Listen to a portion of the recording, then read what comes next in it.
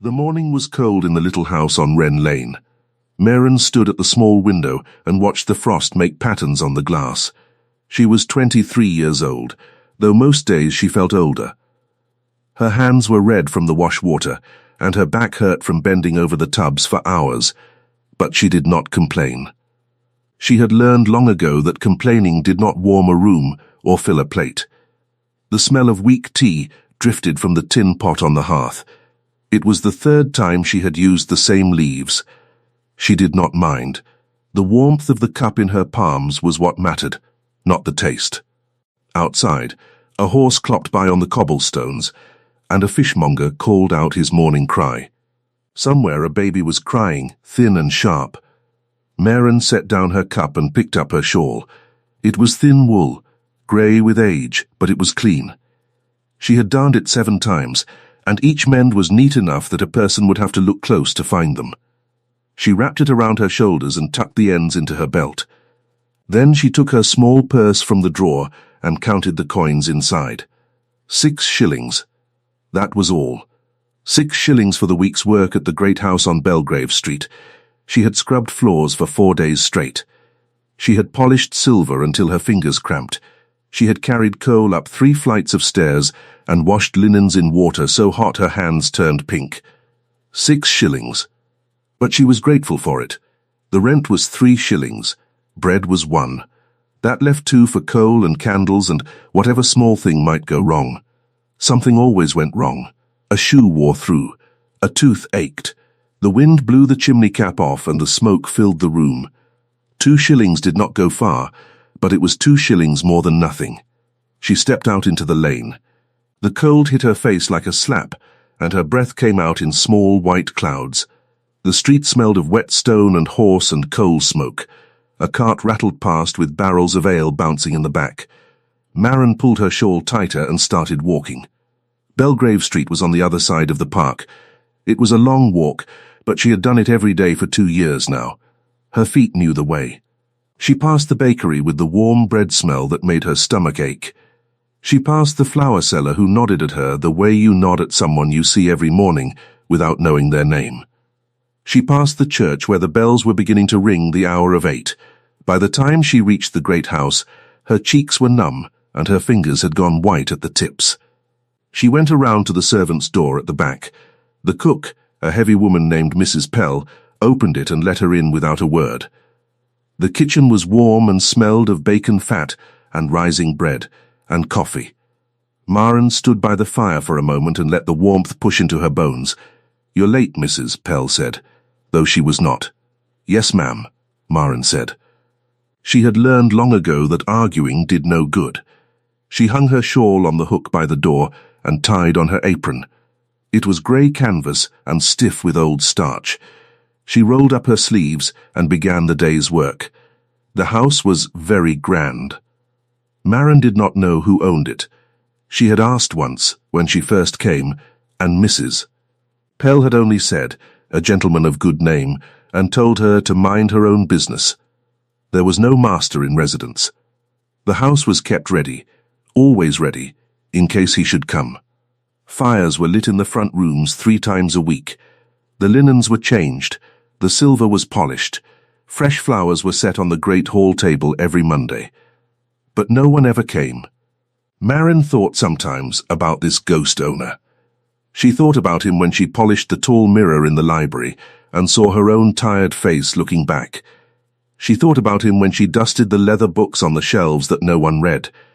She thought about him when she straightened the great oil painting of a stern old man above the fireplace, whom she suspected was the father or grandfather of whoever the mystery owner might be. It did not matter to her. The wages came on Friday. The wages were real. The rest was not her concern. She worked all morning in the front parlour. She swept the ashes from the grate, laid a new fire, and set it burning against the cold. She dusted the carved wood of the mantel. She polished the brass candlesticks until they shone. She beat the cushions on the sofa and set them back in their proper order. She wiped down the tall windows until the glass gave back the grey winter sky without a single smudge. At noon she went down to the kitchen for her bread and cheese. This was part of her wages. 1 meal a day, taken standing at the corner of the long kitchen table. Today the bread was fresh and the cheese was sharp, and she ate slowly to make it last. Mrs. Pell drank her tea and read a broadsheet paper and did not speak. That was when Maren heard the crying. It came from the small room at the end of the servants' hall, the room where the youngest housemaid slept. The maid's name was Bessie, and she was 16 years old, and Maren knew her only in passing. Bessie was quiet, and always looked a little afraid. She had come from a farm somewhere in the country. She had a small son, a baby not yet a year old.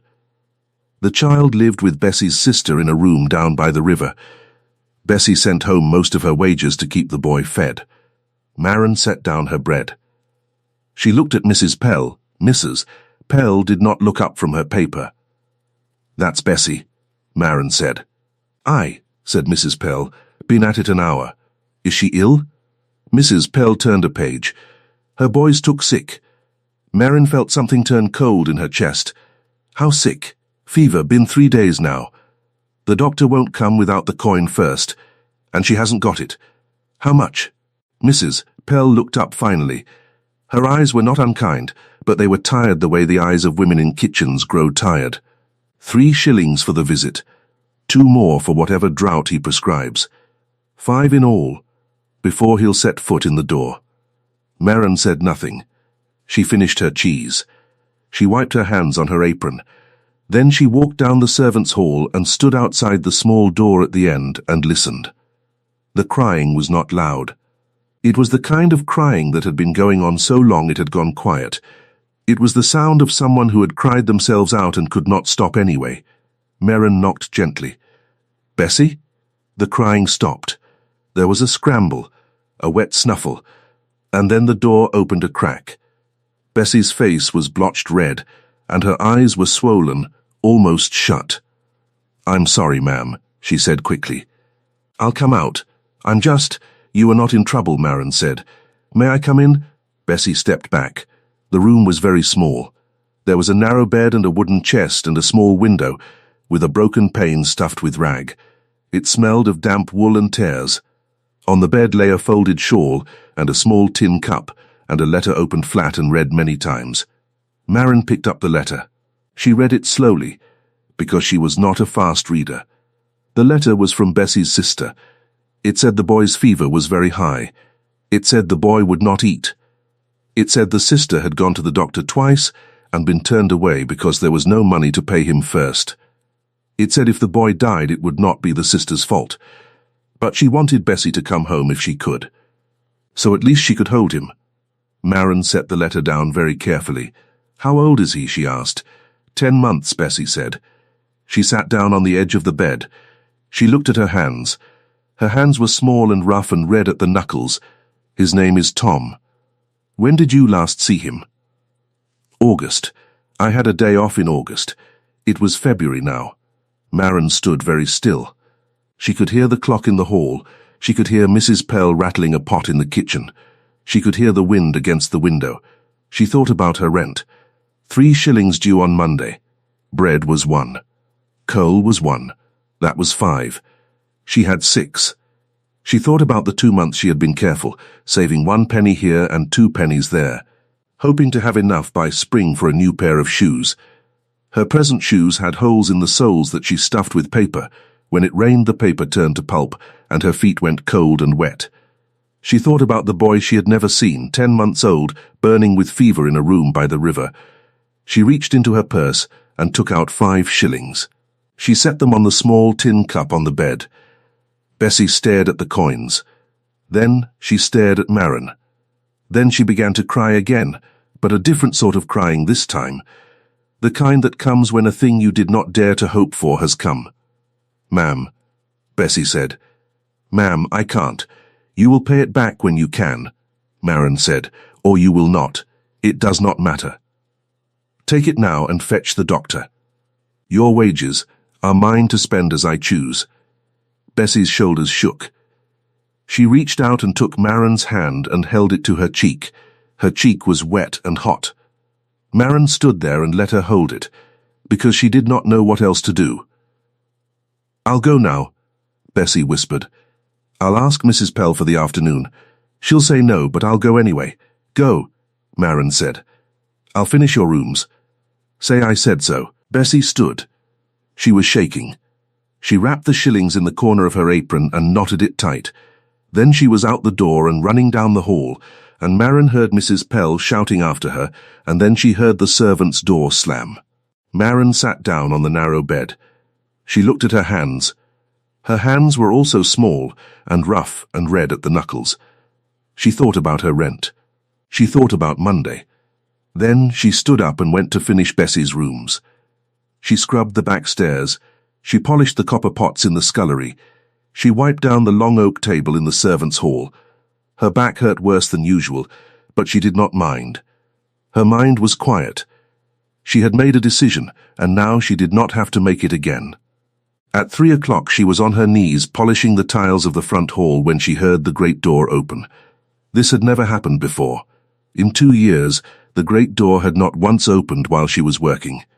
Deliveries came to the back. The steward came to the back. Everyone came to the back. The front door was for the master. And there was no master. Marin looked up. A man stood in the doorway. He was tall. He was broad in the shoulders. He wore a dark greatcoat spotted with the wet of melting snow. His boots were good boots, but they were splashed with mud from the road. He had taken off his hat and was holding it in one hand. His hair was dark and cut short. His face was not what she would have called handsome. It was too tired for handsome. It was the face of a man who had been on a horse or in a carriage for many hours and had not slept well. But there was something about him. Something in the way he stood in the doorway, as if the doorway had been made for him, as if the hall knew him and had been waiting. Marin stood up quickly. She wiped her hands on her apron. She was suddenly very aware of her red knuckles and her old shoes, and the smudge she was sure was on her cheek. "Sir," she said. She dropped a small curtsy. "The steward is not here. I can send for him at once." The man looked at her. His eyes were dark, not a warm dark, a weighing dark, like a man who has learned to look before he speaks. "You are new," he said. "No, sir. I have been here 2 years. Then I have been away a long time." He set his hat on the small table by the door. He unbuttoned his greatcoat. He did it slowly, as if he were very tired. Marin stood and watched and did not know what to do. "Fetch Mrs. Pell," he said. "Tell her Lord Ashcombe is home." Marin's heart stopped for a moment. Then it started again very fast. Lord Ashcombe. The Duke of Ashcombe.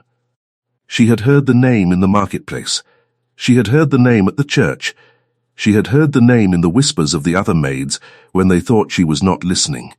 He was one of the richest men in England. He owned half the county to the west. He owned ships. He owned coal mines in the north. He owned this house. He owned this house. Marin dropped another curtsy, deeper this time, and turned and hurried down the hall. Her feet were quiet on the tiles she had just polished. She did not run because she knew a servant did not run. But she moved quickly. In the kitchen, Mrs. Pell was slicing an onion.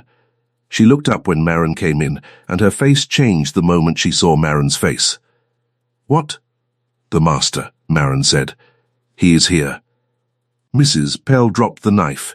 For a long moment neither of them moved. Then Mrs. Pell wiped her hands on her apron and made a strange sound in her throat and rushed out of the kitchen. Marin followed her because she did not know what else to do. In the hall, the Duke was still standing where she had left him. He had folded his greatcoat over his arm. He looked at Mrs. Pell without expression. "My lord," Mrs. Pell said. She curtsied deeply. "We had no word. We would have. The fires, the rooms will do as they are," the Duke said. His voice was quiet. It did not sound angry, but it did not sound warm either. "I have come with little warning. I could not send word ahead of my own horse. I need a fire in the library, and whatever the kitchen can produce quickly. I am not particular." "At once, my lord, and send someone up with hot water in an hour. I shall wash before I eat." "Yes, my lord." He looked at Marin. His eyes did the weighing thing again. Then he turned and walked down the hall toward the library. Mrs. Pell grabbed Marin's arm the moment he was out of earshot. "Lay the library fire," she hissed. "Now, And don't dawdle. I've got to see about a meal. Lord in heaven, no warning, not a word. And him gone 3 years, and now he walks in like he's been to the market. Yes, ma'am. Maren went to the wood cellar and filled a basket with logs and kindling. She carried it up to the library. Her arms shook a little, but not from the weight. The Duke was standing at the window when she came in. He did not turn. She set the basket by the fireplace and knelt and began to build the fire. Kindling first, then small sticks, then the larger logs. Her hands did the work without her thinking about it. Her hands were good at fires. She struck the flint and set the tinder alight. The flame caught small and yellow, then spread. She watched it a moment to be sure it would not fail. The dry wood snapped and popped. The smell of wood smoke filled the room. She stood up. She turned to leave. "What is your name?" She stopped. She turned back. He was still at the window, but now he was looking at her. "Maren, my lord."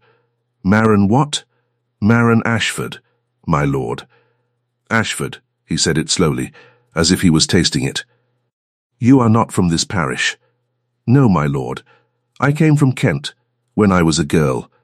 "And you have worked here 2 years?" "Yes, my lord." He nodded once. He turned back to the window. She waited a moment to be sure he was finished. Then she curtsied and left, and closed the door softly behind her. In the hall she leaned against the wall for one full breath before she made herself walk on. By evening the house had turned itself upside down. Mrs. Pell was in a state Maren had never seen before, half terror and half fierce delight, ordering everyone about and forgetting what she had just said. The steward, Miss Bram, had been fetched from wherever he had been. 2 more girls had been called in from the village to help. The candles in the front rooms had all been lit. The fires had all been laid. The great hall smelled of beeswax and wood smoke and roasting mutton.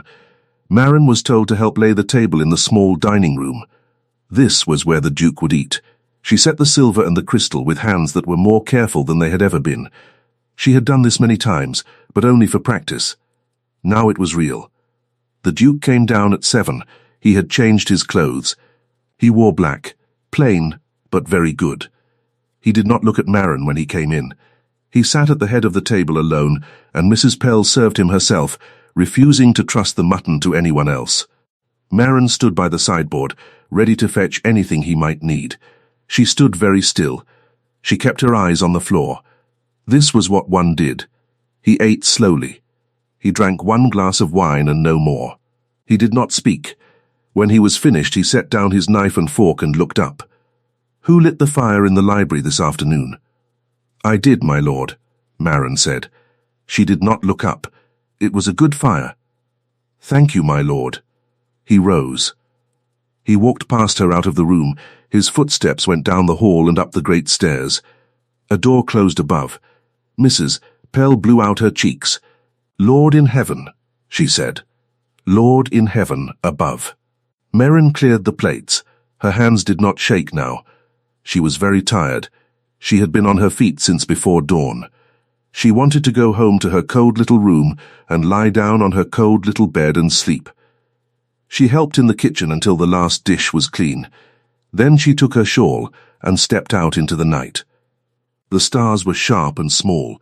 The cobblestones rang under her feet as she walked. She was hungry, but she had spent her bread money on Bessie. She had spent her rent money on Bessie. She would have to think about what to do. She would think about it tomorrow. Tonight she would only walk home. Halfway across the park she thought about Tom, the 10-month-old boy she had never seen. She wondered if the doctor had come. She wondered if the fever had broken. She wondered, and she kept walking. At the door of the house on Wren Lane she stopped. There was a slip of paper wedged between the door and the frame. She took it out. It was a note from her landlord. His hand was neat. The note said, "The rent is due Monday. Full 3 shillings. I will not extend it again. If you have not the sum, you will need to find another lodging." Maren stood with the note in her hand for a long time. Then she folded it and put it in her pocket and went inside. She did not light a candle. She sat on the edge of the bed in the dark and untied her shoes and set them side by side on the floor. She pulled her shawl tighter and lay down under the thin blanket in her clothes. The room was very cold. Her breath made small clouds even indoors. She did not cry. She had learned long ago that crying did not warm a room or fill a plate or find 3 shillings. She closed her eyes and thought about Tom. She hoped the doctor had come. She hoped the fever had broken. She hoped Bessie's boy would live. Then she slept. The next morning she woke before dawn. Her mouth tasted of dust and her head ached from hunger.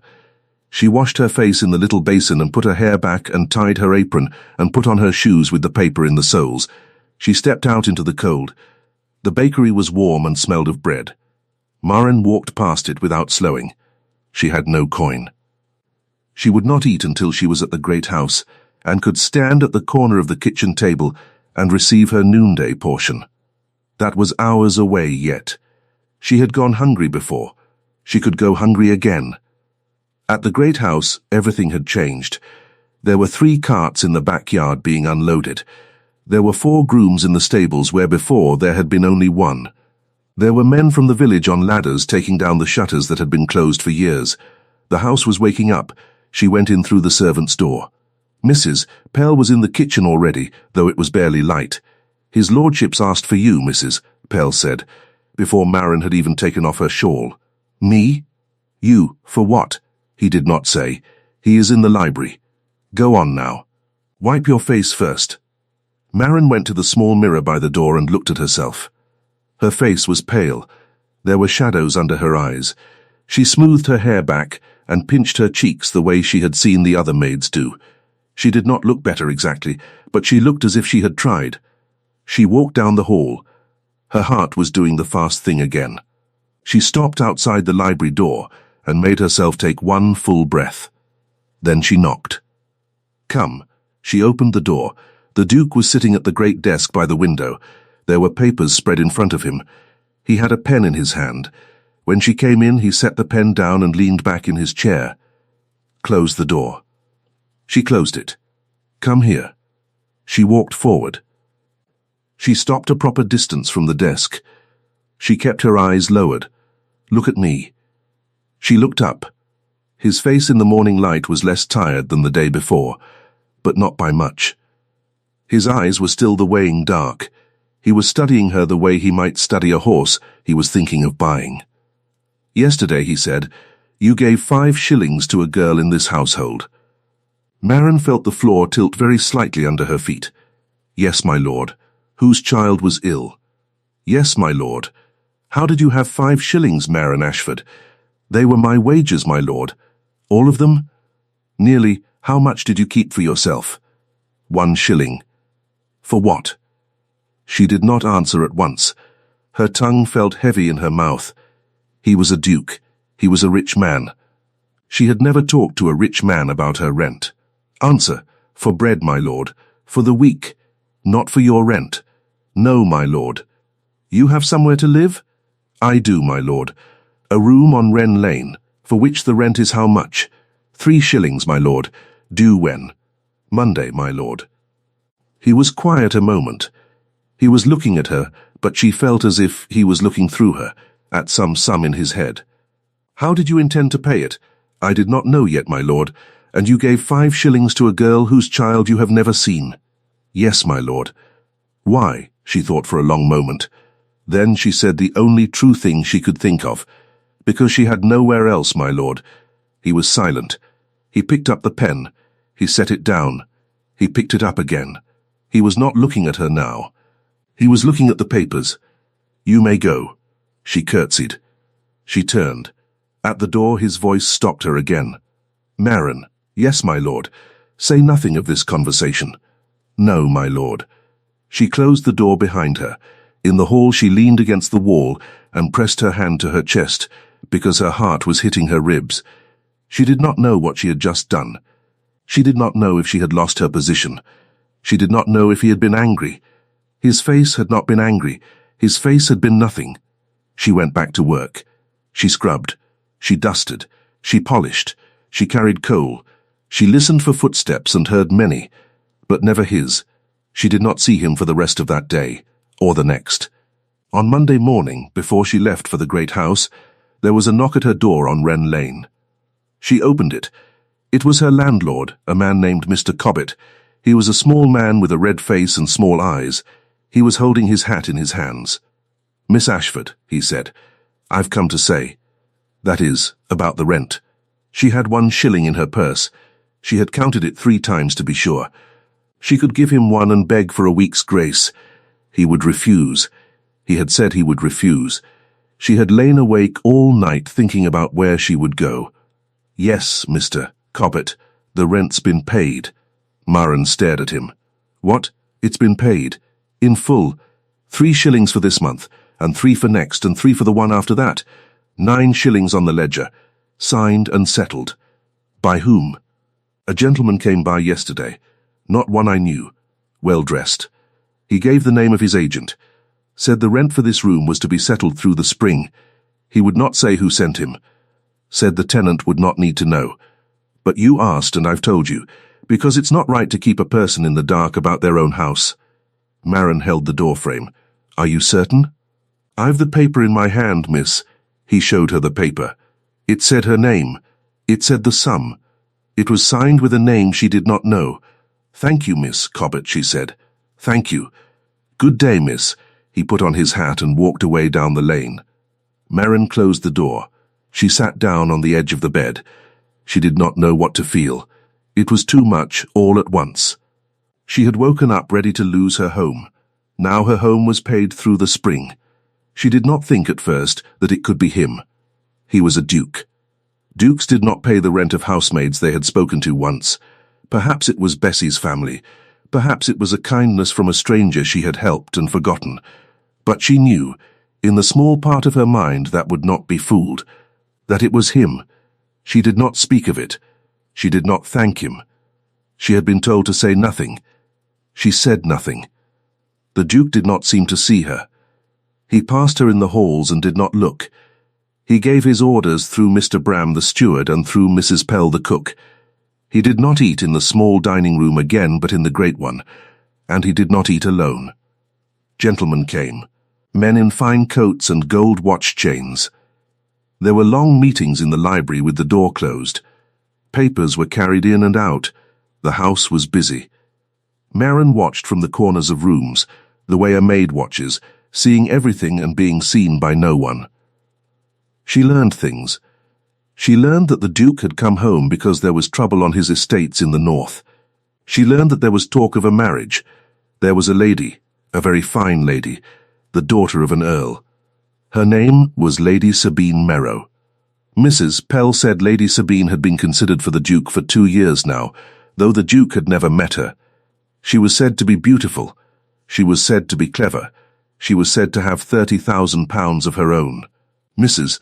Pell said all this with satisfaction, as if the coming marriage were a fine dish she had cooked herself. Maren said nothing about it. She listened. She thought about the fact that the man who had paid her rent through the spring was to marry an earl's daughter with £30,000. The two facts did not seem to belong in the same head. She kept them in separate parts of her mind, and did not put them together. 2 weeks passed. Bessie's boy did not die. Bessie came back to the house wearing a face Maren had never seen before, one that had known the worst and had been spared it. The doctor had come in time. The fever had turned. The boy was small, but he was living.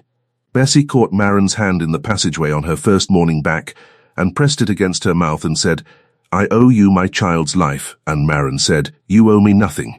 It was only money." And Bessie said, "It was more than money, ma'am, and you know it," and Maren went red and could not answer. Then came the day Lady Sabine Merrow came to the great house. She came in a carriage with 2 footmen and a maid. She came with her mother, a thin, sharp woman in violet silk. She came with a small dog on a red velvet lead. Maren was standing in the hall polishing the great mirror when they arrived. She was told to step aside. She stepped aside.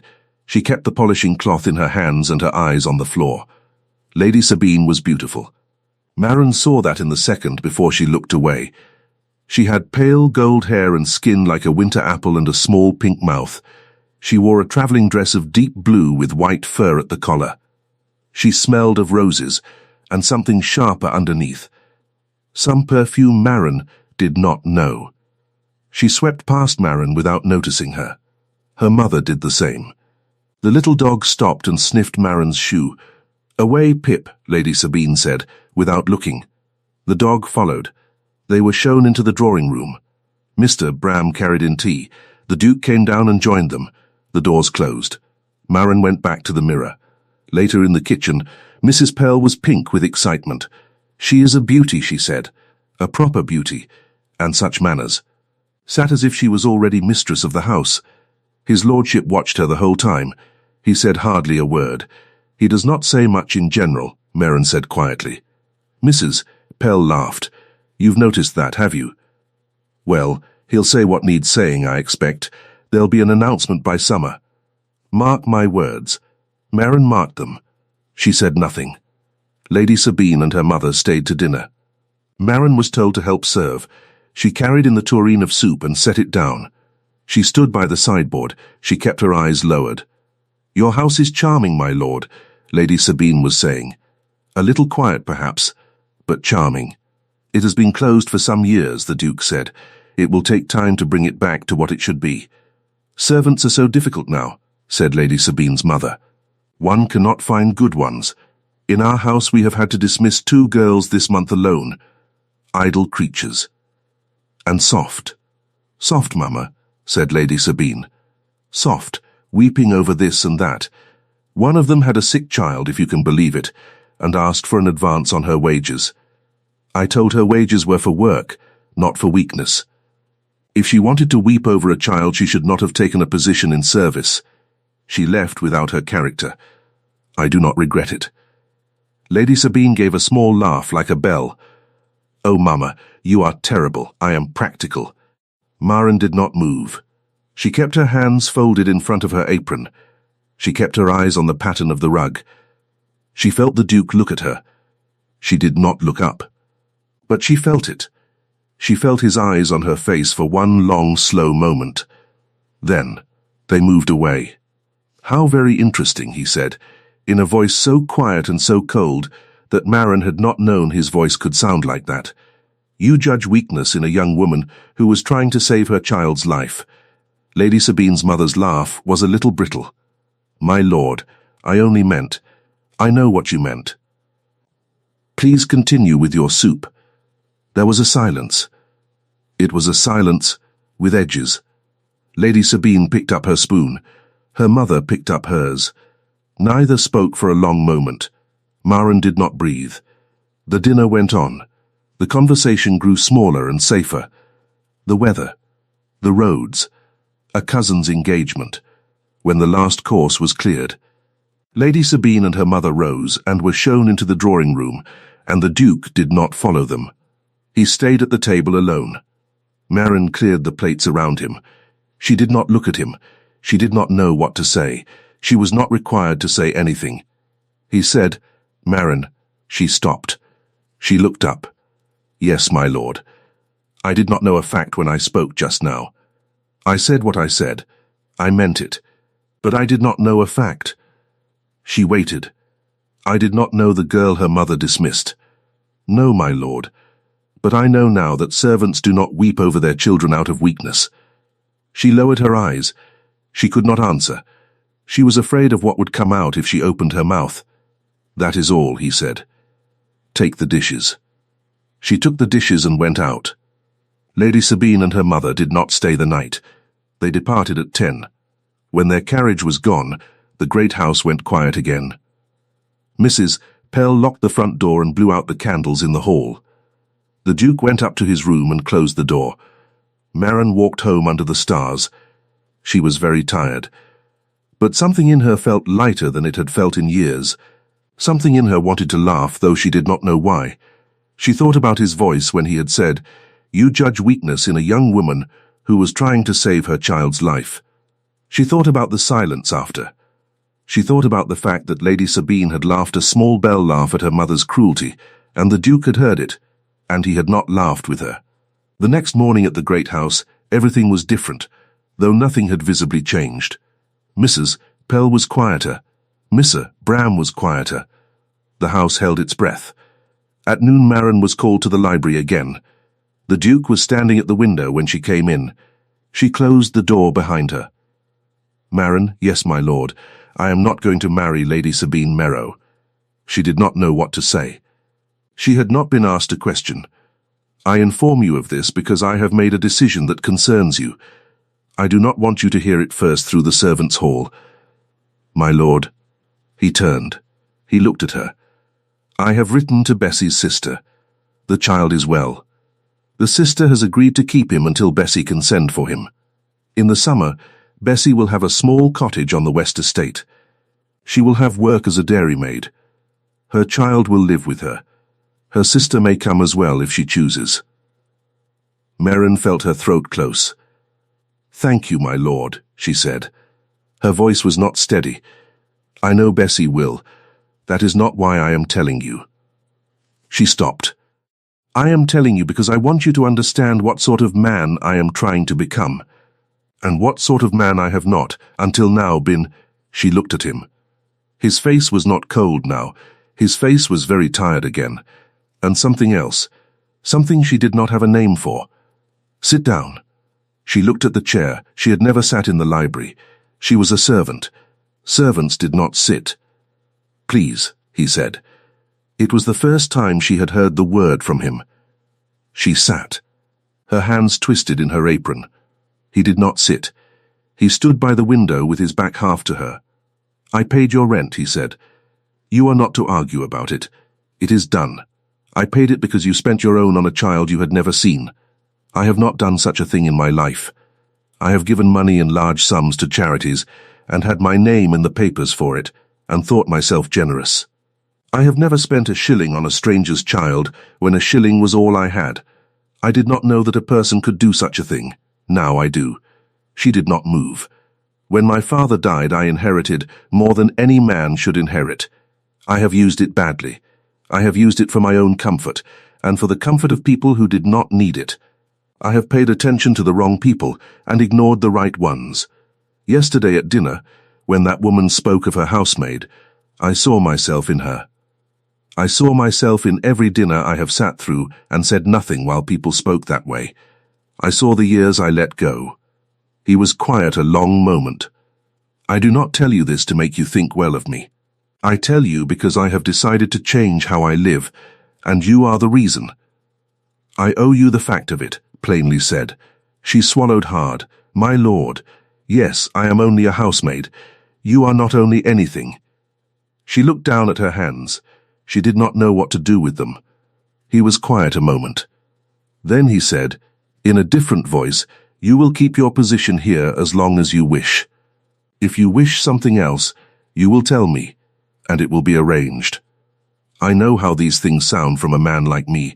I know a girl in your position cannot easily say no to a duke, and I know a man like me cannot easily be believed. So I will tell you now that I want nothing from you. Not a word, not a thanks, not a favor.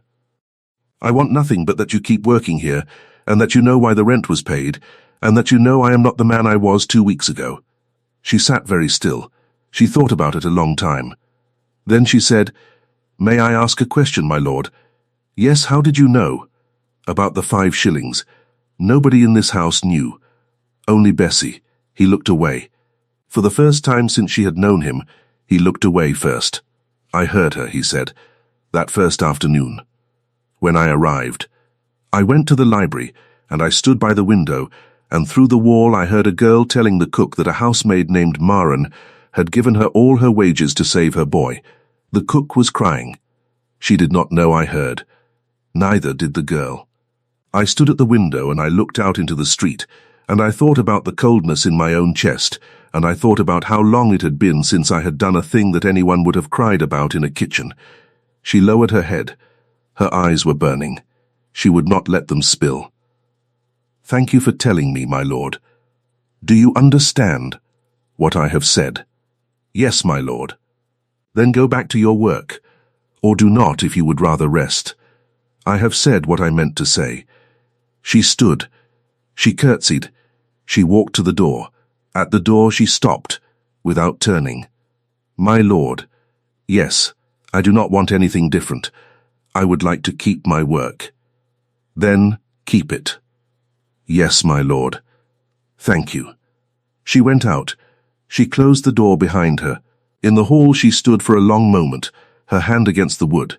Then she went back to the front parlour and picked up her cloth and finished polishing the mirror.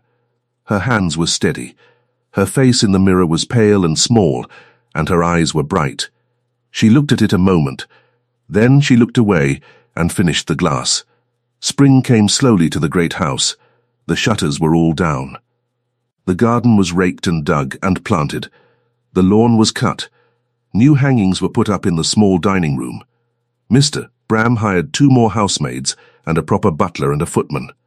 Maren was told she would no longer be doing the front hall. She would be doing the linens and the small parlour and the flowers. It was easier work. She was given a small rise in her wages. She said thank you and did not say what she felt, because she did not have words for it. The Duke was often away. He rode out to see tenants. He went up to the north for 2 weeks and came back. He went to London for 1 week and came back. When he was in the house he ate simply and worked long hours in the library. He did not entertain. Lady Sabine Merrow was not mentioned. Mrs. Pell said with a sniff that a bad match had been avoided, and one hoped a good match would come. She said it looking at Maren from the corner of her eye, as if she expected Maren to blush. Maren did not blush. She simply went on with her work. The Duke was courteous when they met in the halls. He said, "Good morning, Maren," and she said, "Good morning, my lord." And neither of them said anything more. It was correct. It was proper. There was a wall of good manners between them, and both of them kept the wall exactly as it was, and neither of them tore it down. But small things happened. A new pair of shoes appeared in the servants' hall one Monday, on the bench by the door, with a slip of paper reading Maren in Mr. Bram's neat hand. The shoes were plain and sturdy. They fit. Maren looked at Mr. Bram, and Mr. Bram looked at his ledger, and neither of them said anything. A book was left on the small table by the servants' stair with a slip of paper reading Maren. It was a book of simple poems, printed in large clear letters, easy to read. Maren had told no one that she read slowly. She had told no one that she liked poems. But she had once, dusting the library, stood looking at a page in an open book for longer than she should have, and she had thought no one had seen. A note was slipped under her door on Wren Lane. It said only, "The rent is paid through the year. This is not a gift. It is the correction of an old wrong." There was no signature. She kept the note. She did not answer it. She did not speak of it. In the small hours of a spring night, Maren walked home under a soft rain and past the church, and the bells were ringing 11. She had a strange thought. She thought that if she had never given the 5 shillings, she would not have known the man in the great house. She would still be scrubbing the front hall. She would still be paying her own rent from her own thin purse. She would still be a woman no one had ever spoken to for longer than a minute at a time. And she thought, with a wonder she could not explain, that giving the 5 shillings had been the best act of her life. It had returned to her 100-fold, and yet if she had known, she would not have done it, because knowing would have spoiled it. She did not tell anyone this thought. She kept it in her chest like a coin. She walked home in the rain and slept dreamless in the little room where the rent was paid. Summer came. The garden bloomed. Roses climbed the south wall. The Duke was home more. He rode out at dawn and came back for breakfast. He worked. He wrote letters. He read. Sometimes in the late afternoon he would take a chair into the garden and sit under the linden tree with a book on his knee, though Mrs. Pell said he did not seem to turn many pages. One evening in June, Maren was cutting late roses for the parlour. She had been given a small pair of scissors and a shallow basket. She wore her cleanest apron. The Duke came around the corner of the hedge and stopped. "Maren, my lord, do not let me disturb you. You do not, my lord." He watched her a moment. She kept cutting. Her hands were steady. She chose the blooms that were fullest, the ones that would open in a day. She left the tight buds. She left the browning ones. The scissors made a small, crisp sound each time. "You cut roses as if you have done it a long time," he said. "My mother had a garden, my lord. In Kent. It was very small. She grew roses along the fence. Is she living? No, my lord. She died when I was 15. Your father? Before her. I do not remember him well. Brothers? Sisters? None, my lord. He was quiet. I have 3 sisters, he said, after a moment. All older, all married, all far away. My father is dead 10 years. My mother is at Bath, taking waters for her heart. I write to her once a fortnight, and she answers once a month. That is my family, Maren. She did not know why he was telling her. She did not know what to say, so she said the only true thing she could think of. It is not much, my lord. He laughed. It was a short sound. It was surprised. It was the first time she had heard him laugh. No, he said. It is not much. She set the last rose in the basket. She stood up. I should take these in, my lord. Yes, she walked past him. As she passed, she heard him say, quietly, almost to himself, Thank you, Maren. For the roses, my lord? For the roses. But she knew he did not mean the roses. In August, a woman came to the servant's door. She was thin and worn, and her eyes were red. She asked for Miss Maren Ashford. Maren was called down. The woman said her name was Alice, and she had been the housemaid dismissed by Lady Sabine Merrow's mother, the one who had wept over her sick child. She had heard of Maren. Everyone in service in this city, it seemed, had heard of Maren by now. The word had passed hand to hand at markets and pumps. There was a housemaid on Belgrave Street who had given her wages to save another girl's child. The Duke of Ashcombe himself had paid her rent for a year. It was said the Duke had refused a great marriage because of what he had seen in her. Alice had come because she had nowhere else, and she had heard Maren might help. Maren took the woman into the kitchen and gave her tea and bread. She listened to the whole story. Then she said, Wait here. She went to the library. She knocked. The Duke said, Come. She went in. My lord. Maren, there is a woman in the kitchen. Her name is Alice. She is the housemaid Lady Sabine's mother dismissed. She has nowhere to go. Her child has recovered, but she has no position and no character to show a new master. He looked at her a long moment. What would you have me do? I do not know, my lord. I only thought you would want to know. Yes, he put down his pen. Bring her here. She brought Alice. Alice came in shaking. The Duke asked her questions, quietly, without cruelty. He asked about her work, her son, her age, her family. Alice answered. When it was done, he said, You will have a place at my West Estate. Mr. Bram will make the arrangements. Bessie is there already. You will be together. You will find it a good house. Alice began to cry. Do not thank me, the Duke said. Thank Maren. She is the one who came for you. Alice turned to Maren. She could not speak. She only reached out and held Maren's hand. Maren looked at the floor. When Alice was gone, and the door was closed, the Duke said, There will be more of them. My lord? Word is spreading.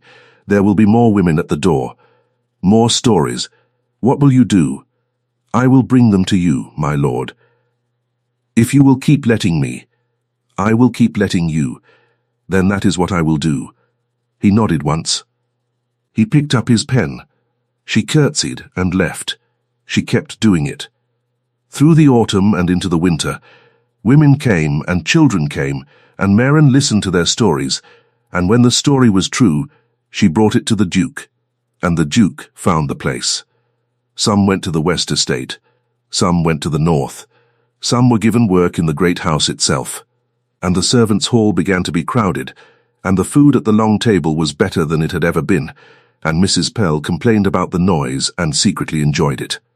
The talk in the city changed. It was no longer only the story of one housemaid who had given her wages. It was the story of a house that took people in. It was the story of a duke who had turned from what he had been. Some in society sneered. Some praised him. He did not care. He did his work. He rode out at dawn. He wrote letters. He read poetry in the afternoon under the linden tree. He and Maren spoke often now, always briefly, always about the practical matter at hand. There was a family with 3 children in a cellar off Ludgate. There was a widow whose landlord had thrown her out with only her Bible and a spoon. There was a boy of 12 who had been beaten and had crawled to the servant's door with a broken arm. Each time, Maren brought the story. Each time, the Duke listened. Each time, they found a way. But between them there was still the wall of good manners. She was still a housemaid. He was still the Duke. It was still my lord, and yes, my lord, and thank you, my lord. It was still the small dip of a curtsy at the door. Winter came again. The frost made patterns on the glass. The house smelled of wood smoke and beeswax, and the roses drying in the small parlour. It was almost a year since Maren had first seen him in the great front hall. One evening in January, the Duke sent for her. It was after supper. The house was quiet. He was in the library. She came in and closed the door. My lord. Maren, sit down. She sat. He was standing by the fire. He looked at the flames a long moment before he turned to her. A year ago yesterday, he said, I came home to this house. I had not been here in 3 years. I intended to stay a week. I have stayed a year. Yes, my lord. The house is not what it was. No, my lord. I am not what I was. No, my lord. That is largely because of you. She looked at her hands. I have been thinking, he said, about what a man like me can honestly offer a woman like you. I do not mean what I can give in silver or in land. I mean what I can honestly offer. I have thought about it for months. I have come to an answer. I will tell you the answer, and you will do with it what you like. And if you say no, I will not ask again. She kept her eyes on her hands. I will not ask you to love me. That is not something a man asks for. I will not ask you to be grateful for a proposal from a duke. Gratitude is not what I want. I will not ask you to be a fine lady. I do not need one. I have seen a fine lady in this house, and I did not care for her. He paused. What I would ask, if you would hear me, is whether you would consider staying in this house not as a housemaid, not as a servant, as my wife. To do the work you are already doing, to sit at my table, to help me finish what we have begun. I would not ask you to change how you are. I would ask only that you consider whether you might one day feel toward me something like what I feel toward you, which I will tell you now, because it is the honest thing to do, is that when I do not see you for a day, my day is worse, and when I see you, it is better. That is all I know. That is what I have to offer. The fire made a small sound. The clock ticked. Somewhere in the house, a door closed softly. Maren did not lift her head. She could not. Her eyes were burning and her hands were shaking in her lap, and she made herself sit very still until she could speak without her voice breaking. She thought about the room on Wren Lane, the frost on the window, the 6 shillings in her purse. She thought about the crying she had heard down the servants' hall. She thought about Bessie's face when the doctor had come. She thought about the note under the door, the shoes on the bench, the book of poems, the rose garden, the words at the dinner table about weakness, the 3 sisters far away, the mother at Bath, the pen set down on the papers. Every small thing that had led here, laid end to end like stepping stones over a river she had not known she was crossing. She lifted her head. My lord. Yes, I already feel it. He was very still. I have felt it, she said, since the night you spoke about weakness. Perhaps longer. I did not tell you because I did not think I was allowed to. I am telling you now because you have asked me to be honest. He came to the chair opposite her and sat down. His hands rested on his knees. His eyes did not do the weighing thing now. His eyes did another thing, which she had not seen in them before, and which she thought was not weighing at all. Will you? He said. Then, will you? Yes. They sat in silence. Neither of them reached across. Neither of them needed to. After a long time, he said, quietly, it will not be easy. There will be talk. There will be cruelty from people whose approval I do not want, and whose approval you should not need. I will stand by you, but it will not be easy. I know, my lord. You must stop calling me that. She smiled. It was small. It was the first real smile she had smiled in that room. "I will try. Try now."